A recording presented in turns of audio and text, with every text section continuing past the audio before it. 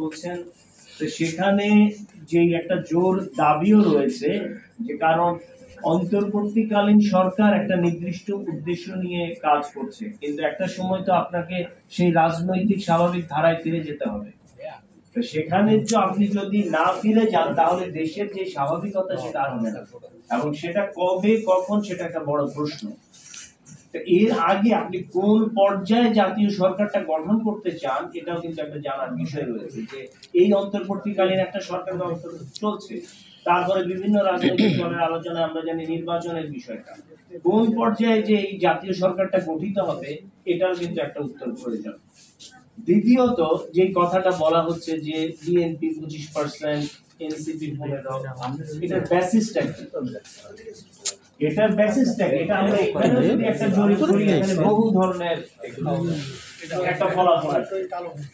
আপনি যতই করবেন, কোন মানদণ্ডগুলোকে মাথায় রেখে এই বিষয়টা নির্ধারণ করা হয়েছে, এখানে কি সংসদে তার প্রতিনিধিত্বশীলতা, তার রাজনৈতিক দলের বয়স, নাকি মানুষের উপর তার যে সামগ্রিক প্রভাব।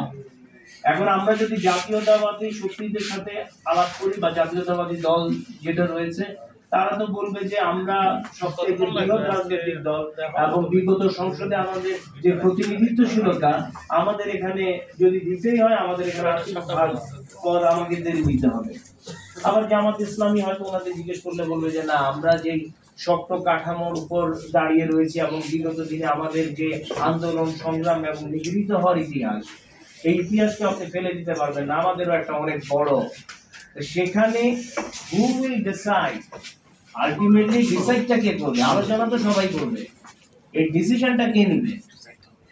এটা কি কখনো আপনার মনে হয় ঐক্যমতে পৌঁছা সম্ভব? যে ডিসিশনটা নেওয়ার জন্য তো একটা বডি লাগবে, একটা পক্ষ লাগবে, যারা ফাইনালি সবার আলোচনা করে একটা ডিসিশনে যাবে, এবং সেখানে মানদণ্ডটা কি হবে, আপনি কিভাবে মানবেন, মানদণ্ডটা বের করবেন, কার কন্ট্রিবিউশন কত?